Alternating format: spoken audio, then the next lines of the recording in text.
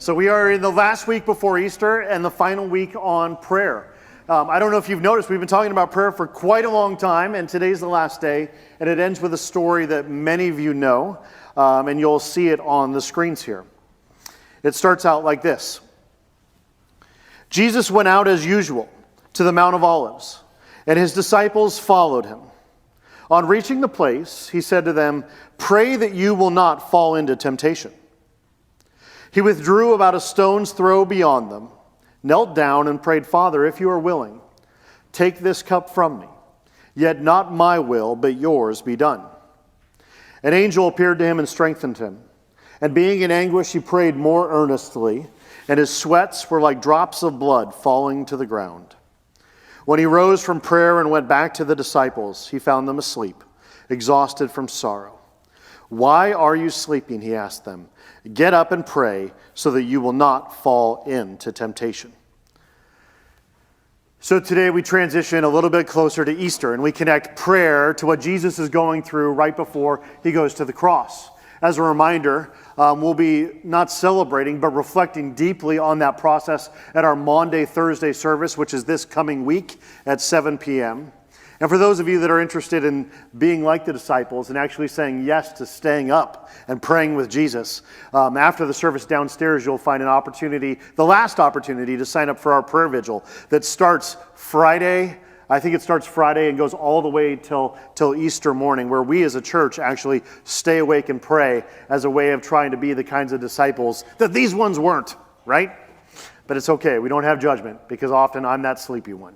Today we're going to talk about prayer, and we're going to talk about Jesus' experience in the garden, and we're going to do it very simply by just walking through the text a little more slowly and unpacking it. And so on the screen you'll see the very first verse. Just to read it again, it says, "Jesus went out, as usual, to the Mount of Olives, and his disciples followed him." All right, the next picture that you'll see on the screen is a picture of the Mount of Olives, and so you can go there. I just want to remind you occasionally here and there that these were real places and places you can go, and I've been there. And so there's all kinds of holy sites, and you can go to where they think the garden would have been. We don't know exactly, but you have a pretty good feel when you're out there. You can't see it too well on the screen, but all that cement-looking stuff there, there's 150,000 Jewish graves on this hill. It's been a burial site for the Jewish people for many, many years, but the top have always been these olive groves. And so I love, and actually going back to the text now, it says, Jesus went out as usual. Mount of Olives was a place where Jesus would hang out. It was like these trees that you can sit under. It kind of reminds me of pictures I've seen from the 90s with all kinds of trees out there, where you would go and it would just be this garden setting, and Jesus would teach, and his people would hang out with him. And it says Jesus went out as usual to do this. That tells us a lot about Jesus. He had habits. He did things normally. He wasn't crazy. He wasn't something you wouldn't expect. And his disciples had gotten used to it. The only thing that was a little bit different this time is ordinarily when Jesus went out there, people were like, "Oh yeah, okay, let's go here." Today was different. And it says, Jesus went out as usual, and his disciples followed him. This time, when his disciples followed him, you have to understand, normally they would have been like, going. This time they walked with their heads down and a lot slower, and Jesus was probably a little farther up than normal. I don't know if you know the context to this, but right before this, Jesus has had supper. He's had a really tough dinner. And so the way it went down right before this experience is Jesus is in an upper room with his disciples. So he comes in on the donkey. And I don't know if you know the events of Holy Week, but he comes in on the donkey. He says a lot of hard things to Pharisees. There's a lot of fighting back and forth. He flips tables. He gets in trouble. All this is going down.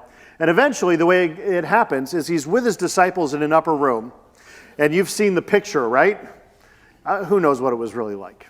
They were most likely on the ground, and they were most likely having tough conversations. But the pivotal point came when he's done with dinner, and he turns to Judas, and he says, "Judas, now go do what you have to do." And Judas, who was one of the 12, gets up and leaves.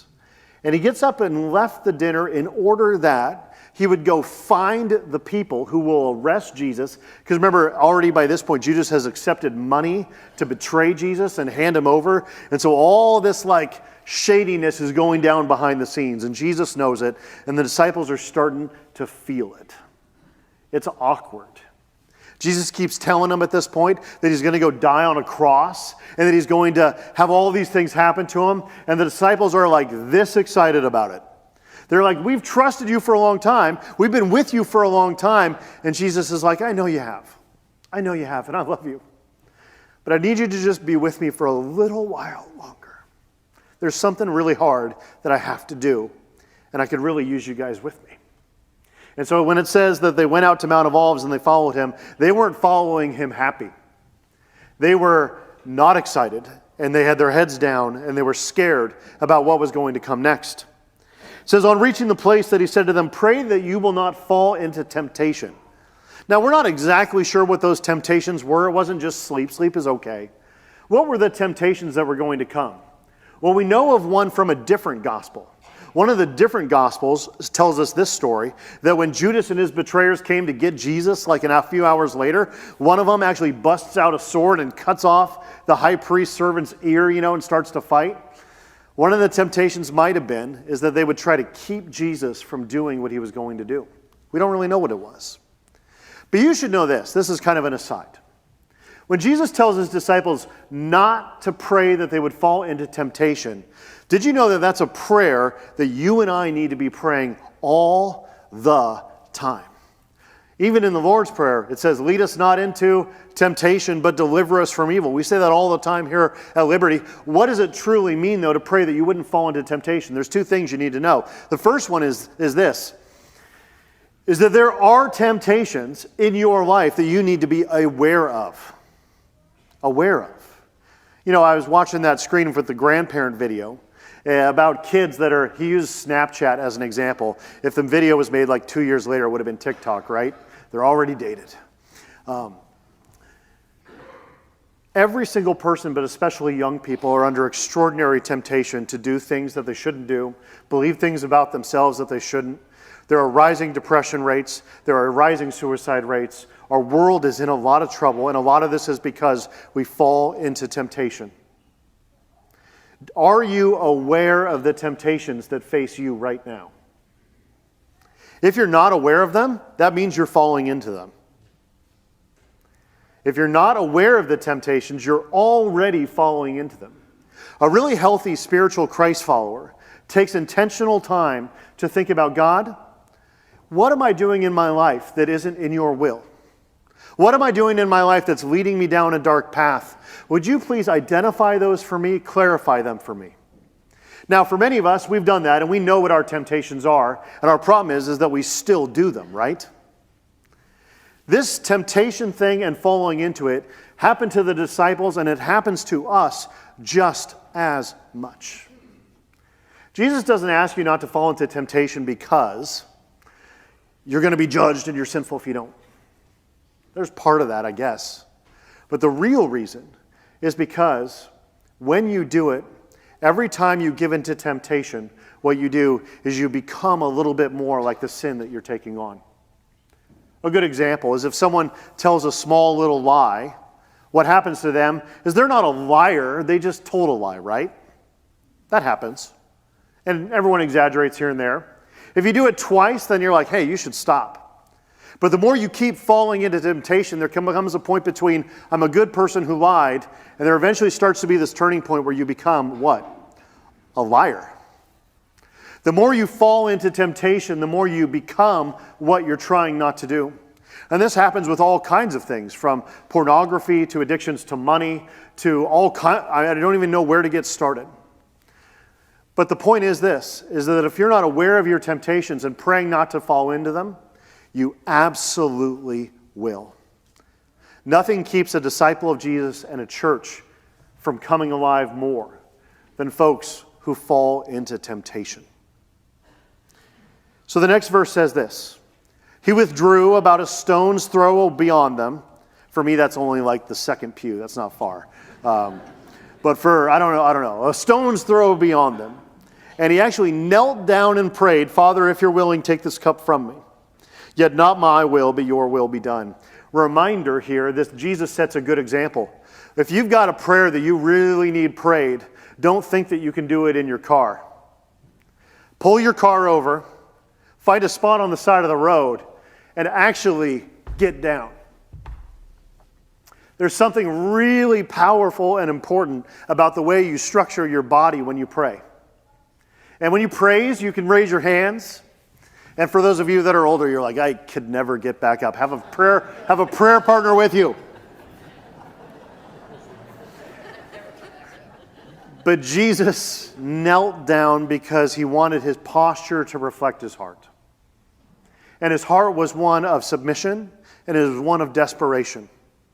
When you think of people that are truly desperate, and you come before a king, and you have this huge request that you're asking, do you come demanding? Do you come like with guns blazing? No, if someone has something that you need and you're desperate for it, you beg and you get on your knees. And Jesus, the Lord of the universe, in this particular moment, got down on his knees and prayed this: Father, if you're willing, take this cup from me, yet not my will, but yours be done. We're going to spend a moment just talking about that. That is one of the most important lines in the entire New Testament. Father, not my will, but your will be done. And I want to just emphasize that when we talk about prayer, that first part is crucial. So many think that their prayer life is to skip that first part about take this cup from me. And you sit down and you do your prayers and you're like, oh, Holy Father, thank you for all that you do. This is so great. You just kind of go through the motions of submission. But one of the beautiful things about Jesus' prayer is it perfectly combines his humanity and authenticity and realness and down-to-earthness with this spiritual depth that no one else could ever dream of. True prayer balances me being real and me being God's. And that's what he does here. He starts off by saying, God, if you're willing, take this cup from me. What's the cup? The cup is like a weird way of talking about all of the judgment, all of the pain, all of the brokenness of the world. So when we celebrate communion, when he lifts up the cup and he pours itself out with his own blood, he's talking about this cup, this burden, this purpose that God's given him, which is Jesus. The reason why you're there is to go take on the sins of the people. You're there to go die for everyone. And more than that, most people don't know this, but when Jesus died on the cross, the most painful thing wasn't taking on the sin. Do you know what it was? It was separation from the most deep and intimate relationship with the Father that anyone in the history of the world has ever had. And that's why when he yells out, my God, why have you forsaken me on the cross? What he's doing is his heart is being ripped from his greatest lover. Where the person from eternity that he's been in relationship with, where they've shared everything, where every step and every breath that Jesus ever took, the God of the universe was with him. For the very first moment, Jesus is saying, so this cup that you're giving me to drink isn't just the physical pain, isn't just the spiritual, emotional pain, but I'm going to lose you for a minute? I know couples that have been through a lot of things. The loss of a child and all those things that can happen when you're in incredible pain. And the ones that come through really dark times, they lean on each other and they say, I never know how I could have made it without you. I hear that a lot. And Jesus is saying, you want me to drink this cup, and a part of that means losing you and my connection to you. And so what does he do? He just gets real honest with God. He says, God, Father, if you're willing, I know I came for this purpose, and I know this is what I'm supposed to do, and I know this is the direction for which my whole life has been leading up to this moment, and I don't want to do it. Don't you love Jesus being honest there? That's his humanness. He identifies with you and I in our prayers when he actually stands right there at the cusp of everything that he's been built for, everything that he's been meant to do, and he actually takes a step back and says, I don't know. We've talked about childlike prayer over the last few weeks and all the different ways to pray. Never skip this part of being real with God about what's on your heart. Jesus didn't. So if you want your prayer life to explode, if you want to experience the power of God, if you actually want God in your life and you think that you can get it by being fake and you think you can do it by just going through the motions, it will never happen. You kneel down just like Jesus did and you pour out your heart. And then it goes ... I actually added that. That's not in the Bible. It was just really helpful. Did you know that there's no punctuation in the Greek? So I feel comfortable. And he goes, take this cup from me, yet not my will, but yours be done. And so here he is, in front of this incredible precipice of pain. And he says, I don't want to do it. And then he goes, this is the most important yet in the New Testament. Yet, not my will, but yours be done. In my life, I've made the joke many times here where I say, hey God, if you love me, you'll give me this. And then my prayers usually have a period after them. It's my way of testing God and trying to see what I can get from God because I know what I want. And then I tell God, I'll have faith in you if you give me that thing that I needed and answer that prayer. It's a very conditional relationship. It's a very shallow relationship. And my relationship with God is often very similar to that. And a healthy relationship with God says, hey God, this is what I want, but not my will, but your will be done. I'm ready to say yes to you more than I say yes to myself. By the way, every marriage has to work this way. In fact, any work relationship has to work this way. In fact, any relationship has to work this way. Usually the way it works in relationships is you just say whatever you say, and you skip the first part of telling people what you want. Most marriages only last as long as they do because they skip the first half of Jesus' prayer. They just kind of like go through the motions of saying, well, whatever you need, all right, whatever, I'll just bury myself and I'll move on, right? And then I meet couples usually after they've not had any serious conversation for many years. And I sit with them, and then they talk about what's going on, and then there's an explosion of the first half of the prayer, right? Where they start telling you about all the things they really think, and all the things they really have going on, and all the hurts and habits and bad stuff that they've been saving in their mind and heart somehow for decades. And it pours out. And it's really hard to get to the second point if you've been holding on to that first one for too long. But a healthy relationship is one where you're really honest about how you're feeling and what's going on and what you need. And then you're able to just, after saying it and acknowledging it and knowing that the other person heard it, say, but yet, I'm more committed to you than I am to getting my own way. Jesus here is modeling for us what you and I desperately hunger for in every single dynamic and aspect of our lives, which is true authenticity, true relationship and connection, and submission to another, because that's where you truly find your purpose and your meaning in life. All that's going on in just 2 words. It goes on and it says this in the next sentence. It says that after he had done this, an angel appeared to him and strengthened him. And being in anguish, he prayed more earnestly, and his sweat was like drops of blood falling to the ground. This is where it gets weird, right? We don't know how to understand all this, but it says that an angel appeared to him. I can be honest with you all. I've never had that experience. I'd like to have that experience. Or maybe it's happened to me and I just didn't see it. That's probably more likely. This very week, I was on that prayer thing that we've been doing midweek over a Zoom. And for those of you that have been a part of that, I just want you to know you've inspired me greatly, and I'm so thankful for it. But one of the things that one person shared this week said, as she was tripping down a flight of stairs this week for the first time in her life, or she said it's happened a few times, but she actually felt like as she was tripping, something was holding her back up. And even though she was alone in a dark stairwell, I think she was underneath the state building or whatever. And she was in a dark place and she was falling down a stairwell and she could have tripped and been in a bad place. And it felt like something lifted her up. And of course, if you're like me, you're like, that's weird. But if you're a person of faith, you might be able to say, there might be more going on here than meets the eye, and there's someone looking out for me more than I could ever dream of. And we don't know how angels work. Protestants, by the way, are never very good at talking about angels. Catholics are way better at it. There's a whole history of tradition and theology behind all these things we're not going to go into today. But I want you to know that it's very likely that when you pray, and many of us have had this experience, that there's almost an immediate sense of relief. When you humbly come before God on your knees and you say what you really need and then you fully submit, very often what happens next is a deep sense of relief. If you have a lot of tension built up in your life over a certain area and you're looking for some peace, it's going to start this way. And I would challenge you, I usually don't want to say challenge you to test God because we're not supposed to test God. But that's what faith is trust. And what prayer is, John Calvin said it, prayer is the chief exercise of faith. And so what happens when you pray is you're trusting God to hear you and to actually respond in a meaningful way.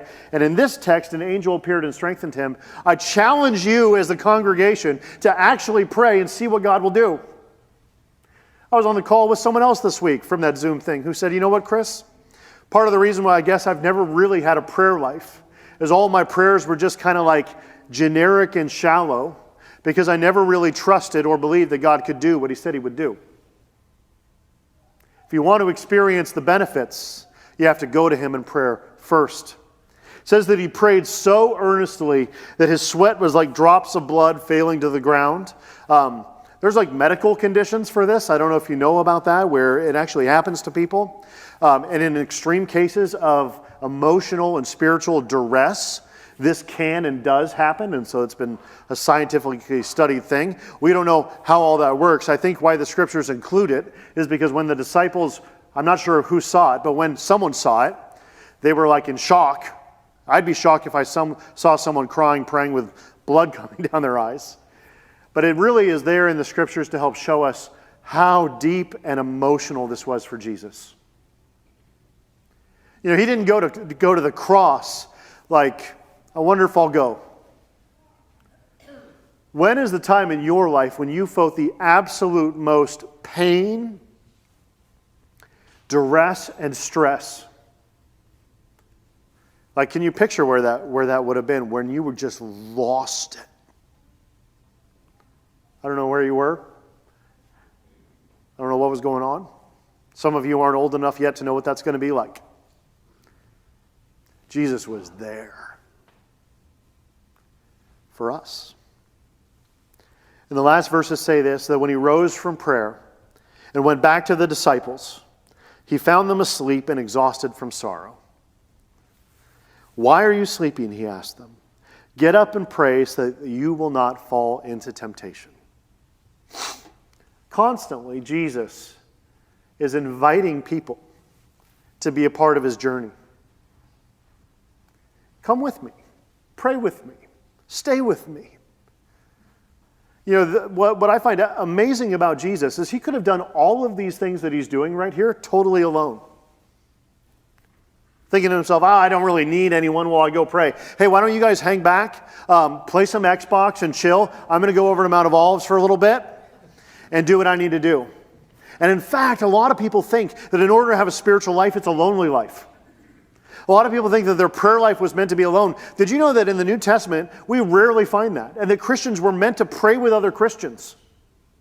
And that you're not supposed to be like this lone ranger person. But Jesus, the God of the universe, drags along 12 people. And in other Gospels, he actually takes a few more closer in because he needed his tightest crew with him in his deepest moments. My humble prayer for Liberty is that this is a place where you don't come to go to praise God with a group of strangers, but that this would be a place where you find your own group of disciples, because when you're in need, you're going to need them, and they're going to need you. That's my humble prayer.